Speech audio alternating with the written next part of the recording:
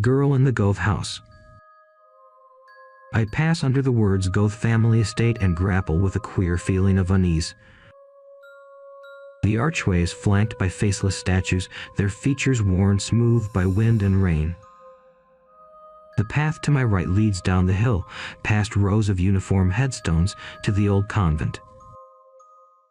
Ahead of me stands the Goethe Manor house. The convent was closed decades ago, and the Goethe house has been abandoned for over a century. The only building on the estate that is still occupied is half a mile away, the former Catholic girls' school, now converted to a nursing home for ailing and aging nuns. The breeze lifts the hair from the back of my neck. I hug my jacket tighter around me and walk straight. I cannot place the source of my discomfort. Graveyards hold no dread for me, and I have spent much time inside crumbling buildings. Perhaps it is the trees that grow alongside the path, brought from far away places and replanted at the Goethe family's command. Perhaps I can sense they do not belong. The Goethe house looms larger as I approach. It is made of a yellow stucco that looks out of place in the gray light of the Pennsylvania autumn sun. It looks tired, with peeling paint and sinking edges, but, strangely, all the windows are intact. I lean down to inspect a monarch drinking from a thistle that pushed its way up through a crack in the stone walkway. It is late in the season to see one, and the unexpected beauty makes me smile. I hear my grandmother's voice. Butterflies are pretty, but moths are special. They carry souls to the moon. But what happens when a moth gets trapped inside? I had asked her. Then the soul is trapped too. Why do you think so many houses are haunted? The insect flutters upwards and drifts past a second-story window. A pale face peers from it, watching me from a room I know is empty. I raise my hand to the girl in greeting when bony fingers wrap around my wrist and whip me around. An ancient nun drags my face closer to hers. A few solitary teeth jut from her gums like crumbling gravestones in a forgotten cemetery, and her breath is sharp and sour. It consumed the sisters who walked without feet. She spits, her eyes boring into mine, as if she could burrow her thoughts into my head by the force of her stare. Her rheumy eyes fill with tears. Don't let me die here, she weeps as two women appear by her side to pry her clenched fingers from my arm. Not here, not here.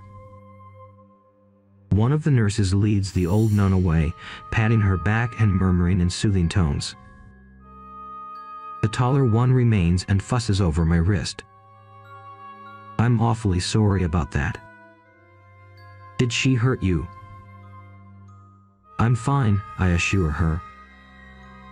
I apologize if I did something to disturb her. No, no. Sister Agnes is not well. She was pulling one of her weekly runners. She twists my wrist this way and that. If I may ask, who are the sisters who walk without feet? She shrugs. The babblings of dementia. When she is satisfied my arm is still in working order, she steps back. I'm supposed to tell you not to be so close to the house. You can walk around the estate. It's pretty this time of year. It's just that house is not structurally safe. I nod in acquiescence, looking at the crack that runs from the base of the house all the way up the 3 floors. The nurse shivers. This place gives me the willies. Her voice drops to a whisper. Supposedly, before the convent was closed, 2 separate nuns tried to burn it down. The eastern wall bows out slightly. Someday it will split open like an overripe carcass. The nurse claps her hands together. The noise bounces off the house walls. "Welp, I better get back before I get in more trouble," she grimaces. Sister Agnes is old, but gosh, she's fast. I wave at her as she trudges across the field towards the nursing home. Before heading towards the old convent building, I look again at the second-story window. It's empty. It doesn't matter, I'll find her when I return tonight. This will not be my first ghost encounter, nor my 100th, yet that strange, foreboding feeling still clung to me as I hurried past the trees, their silhouettes made monstrous in the moonlight. It dogged me as I completed the pedestrian portion of communing with the spirits, the breaking and entering part. I successfully jimmied the lock to the heavy oak doors at the front of the Goethe house and slipped inside. I now find myself standing in the atrium, the yellow-green of the walls faintly visible in the moonlight. It reminds me of a summer sky before a tornado. The moon is bright tonight, and my nighttime vision has always been excellent.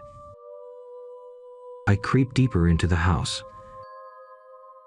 It has been gutted, all the furniture and paintings having been removed years ago. Dust blankets every surface like a layer of snow. The air is stale and dry. "Hello," I say softly to the little girl at the top of the grand staircase. "I'm here to set you free." I would estimate she is about 7. She is wearing a white dress, frothy with lace, and her blonde hair is the disagreeable kind that hangs limp and refuses to hold a curl. The room is dark, but she herself has a pulsating glow. She is pouting. "Hello," I whisper again. "I'm here to free you if you can take me to your wings." I pick my way across the squeaking floorboards. I put my right foot down and the board underneath splits. My foot goes through the hole and I pitch forward. I land hard and grunt as the air is pushed from my body. I can feel the splintered edges rake against my ankle. I'm sure it has drawn blood. Wincing, I gingerly extract my foot from the hole. I turn on my flashlight and the girl vanishes. I turn it off and she is waiting at the top of the stairs. I sigh and continue towards the stairs in the dark.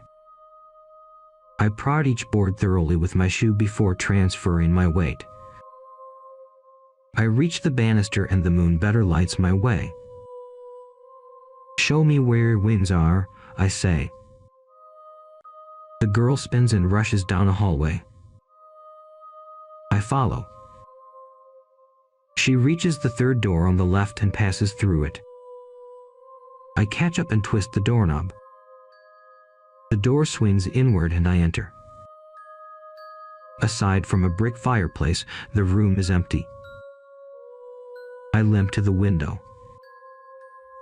I can see the spot in which I stood this afternoon. I turn on my flashlight and crawl around on the floor but can find no dead moths. I search in the corners and under flaps of sagging wallpaper but come up empty-handed. My hip clicks and my ankle is throbbing. I sit against a wall, massage my knees, then turn off my flashlight. "Where are your wings?" I call out. She appears next to the fireplace and extends a finger. I frown. "I already looked at the fireplace," I tell her. She stamps a scrawny leg, making no sound and disturbing no dust. She jabs her finger insistently. I scoot towards the fireplace and follow the line of her arm to a black brick. Her otherworldly shine makes it easy for me to see that the brick is not mortared in place, but rather juts out. The brick is rough against my finger pads as I shimmy it back and forth until it is loose enough to remove. Behind the brick I find a small box tied with twine. I look at the girl. She is across the room now, near the window, with her head cocked to one side. I take the box from the recess and blow off a thick layer of dust, then untie the twine. I unlatch the box and lift the lid. Inside is a dead, black moth. I can't imagine how it got caught here. Not caught, I think. Entombed. I think of the yellow-green sky. I lift the box toward the girl. These are your wings. She nods, her eyes big and mournful. I can easily imagine her sitting dejectedly in front of a mirror as her mother pulls at her wilted hair, trying to make it presentable. I wonder who she was and what happened to her. She is just a child, trapped alone in this comfortless house for a century. I have helped countless others like her.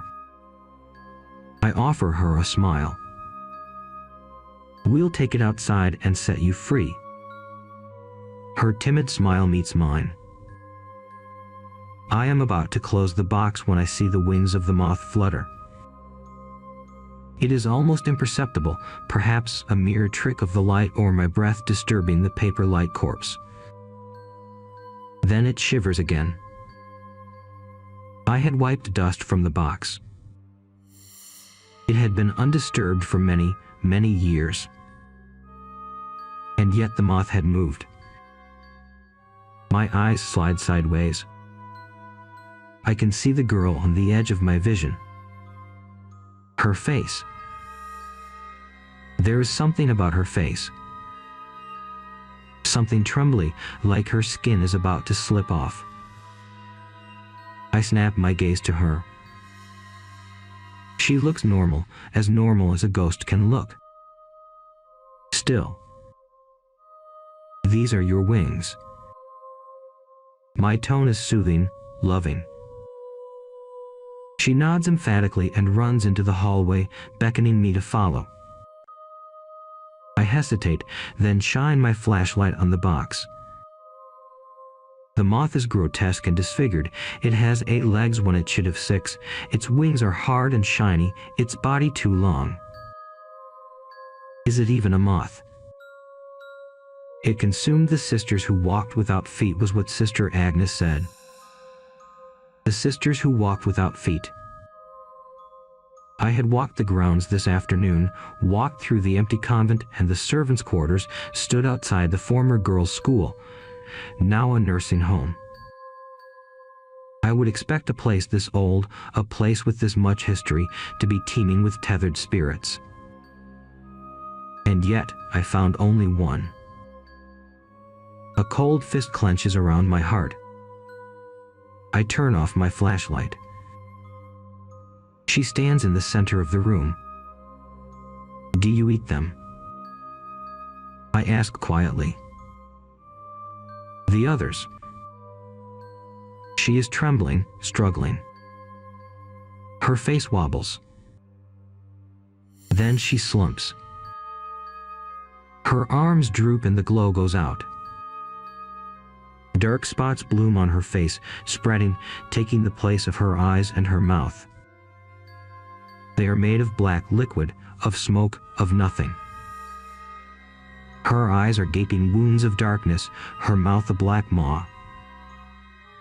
It's like she bleeding shadows. She is still wearing that frilly, white dress. It drifts toward me. My heart batters against my ribs. It's a ghost. It floated through a door. It couldn't move the brick. It can't touch me. It can't touch me. It tugs on my hand.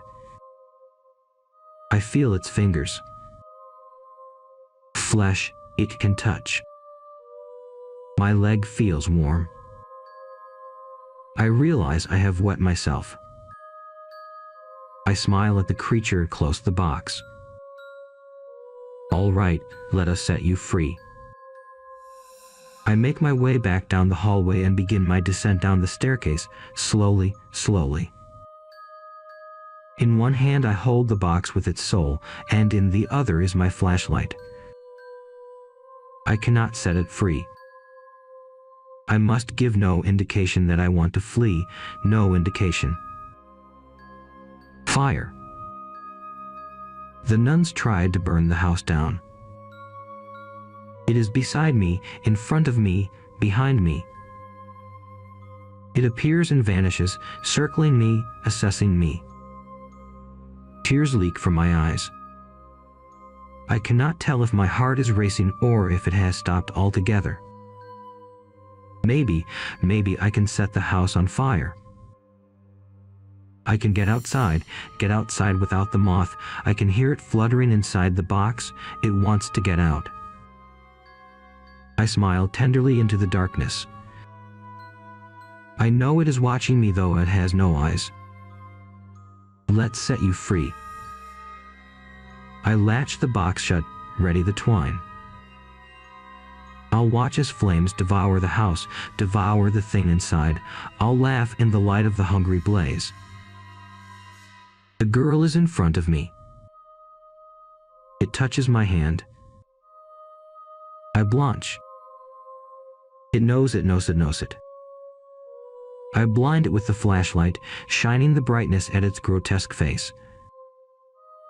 Nothing happens. It doesn't vanish. It's not frightened by the light. It was toying with me before, like a cat with a mouse. I scream and hurl the box into the depths of the dark house. I race toward the gap in the doors, toward the tendrils of moonlight peeking through, toward safety, and my foot hits the edge of the hole in the floor. My heel dangles over nothing. I almost regain my balance. Tiny, delicate fingers wrap around my ankle and yank. I hear a snap. I crumple. I try to pull my leg from the hole, but I nearly pass out from the pain. My leg feels wet, so wet, and I know I am bleeding profusely. I scream for help, scream as loudly as I can, but only my ears can hear it. I'm dizzy. I taste copper. I try to crawl towards the door, but the jagged pieces of wood trap my leg. Trap me. My flashlight has rolled out of reach. The bulb flickers. Flickers. Goes out. In the darkness, I hear the fluttering of wings beating against a box. It stands over me, toying. Waiting. It only eats the dead. No moth will carry my soul to the moon.